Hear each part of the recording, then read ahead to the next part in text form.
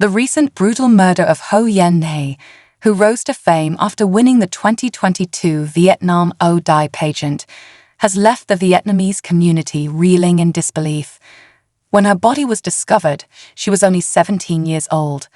As more information becomes available, a disturbing picture of the circumstances of her death emerge. On October 13, a local fisherman and his wife stumbled upon a gruesome scene that turned out to be the murder of Nhi. One of her legs was found in the Red River, and from there they were able to piece together the rest of her body, which included her head and another leg. Worse yet, pictures of Nhi's dismembered body have been widely shared on social media. Let's investigate Ho Yen Nhi's untimely demise today.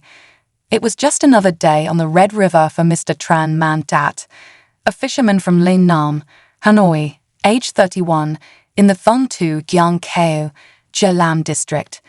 On October 13 at 12:30, he and his wife, as they had done countless times before, set out for a day of fishing on the river. But things would turn out differently on this particular day. Something strange was floating about 30 meters from the shore not long into their fishing trip.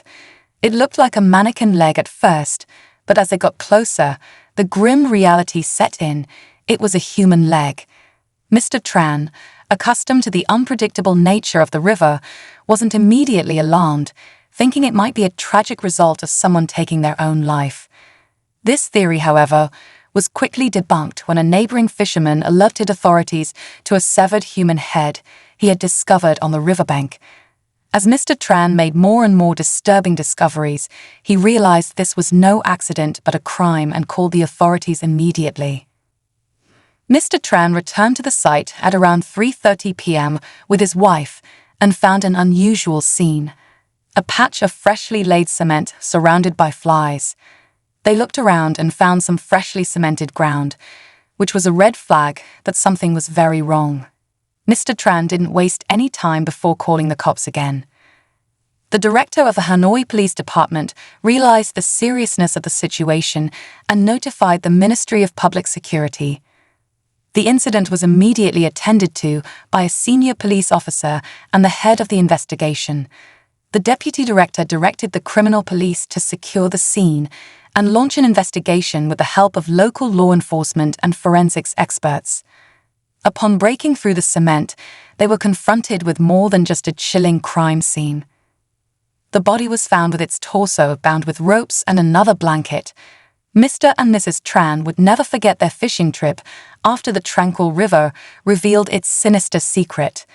The police inspected the crime scene the same afternoon and made their findings public. They broadened their search and discovered numerous body parts. A woman's body was found without clothes and in an advanced state of decomposition. An autopsy later confirmed that she was in her early 20s. Her body was taken to Duc Giang General Hospital for autopsy and preservation after the initial investigation. Local authorities later confirmed that the victim had been a contestant in a beauty pageant in Vietnam. The victim was identified as Ho Yen Nhi, a Hanoi native who was born in 2006 and who, according to the investigation, had placed second in a beauty contest. She was found to have been murdered, and her body had been dismembered in an apparent effort to cover up the crime. In early 2023, 17-year-old Ho Yen Nhi made a big splash at the Vietnam O-Dai Festival 2022, where she placed second at a large and talented field.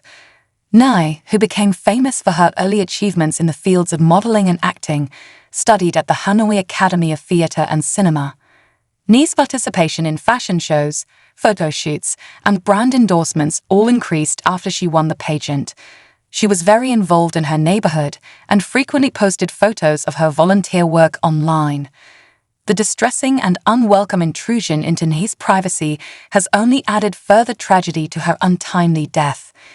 Images of Nhi's decomposed body being shared across various social media platforms have compounded the family's sorrow in this age of pervasive social media use.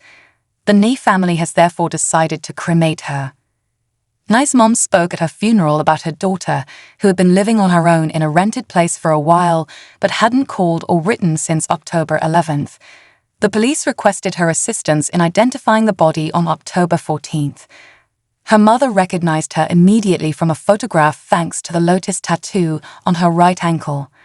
It wasn't until DNA testing proved the worst that anyone believed the truth. Her mother related how Nee settled down after the pageant and worked odd jobs. The suspect's gruesome methods made him particularly notorious, and the complexity of the case presented significant challenges to the criminal police agency. The Hanoi police were committed to finding answers, so they reached out to their counterparts in all 63 provinces for help finding the victim's body. Hundreds of officers were deployed for the extensive search. Once the identity of the victim was established, the investigation team used a variety of specialized methods, such as forensics and chemical analysis, to zero in on the source of the crime and bring the offender to justice.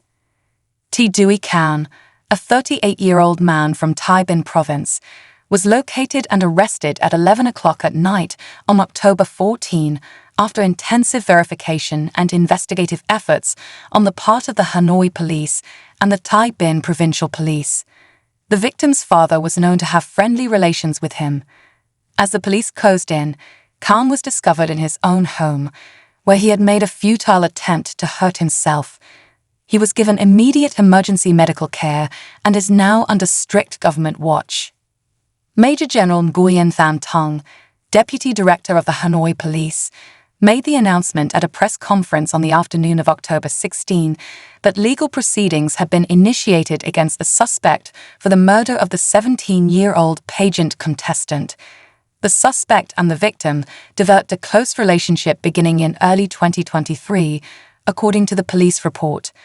They spent a lot of time together and even shared a meal on the day of the murder, before Khan lured the victim into a private room and murdered him. Khan acknowledged their close relationship after the murder victim's death.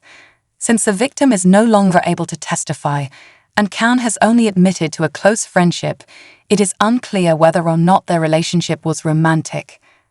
Hanoi police found out that the suspect had loaned the victim 50 million Vietnamese dong in the past.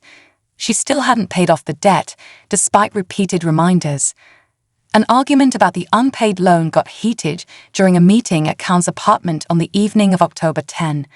The victim and Khan ate together and then returned to the victim's home. There, the argument boiled over, and in his haste, Khan stabbed her to death in the chest with a large knife. After killing his victim, Khan took his body to the bathroom and butchered him there. He packed the remains into a white styrofoam box and took a taxi to the neighborhood of Mu Ban. After the cab drove away, Khan dragged the box to the Red River, where he dumped some of the remains in the water and buried the rest in the sand. To avoid detection, Khan revisited the hiding spot in the early morning of October 13 and covered the remains with cement. Khan took a bus back to his hometown in the Kin Xen district of Tay Bin province after destroying the evidence of his crime. The suspect had a stellar reputation as a law-abiding member of the community. Khan and his family had moved to Hanoi so that he could pursue better academic and professional opportunities. Khan moved back to Hanoi with his new wife after he got married, but only for a short time. The involvement of this tall, handsome man, whose wife was thought to be kind, in the brutal crime shocked the people of Hang Thi. The deputy director of the Hanoi Police Department brought up the fact that Khan and his wife and 3 children had separated. Khan had a successful career in the ceramics industry close to his uncle's shop, and he also had experience electroplating gold and silver. Over time, he became less hands-on in these industries, passing off management to his parents while also expanding his horizons to include other pursuits.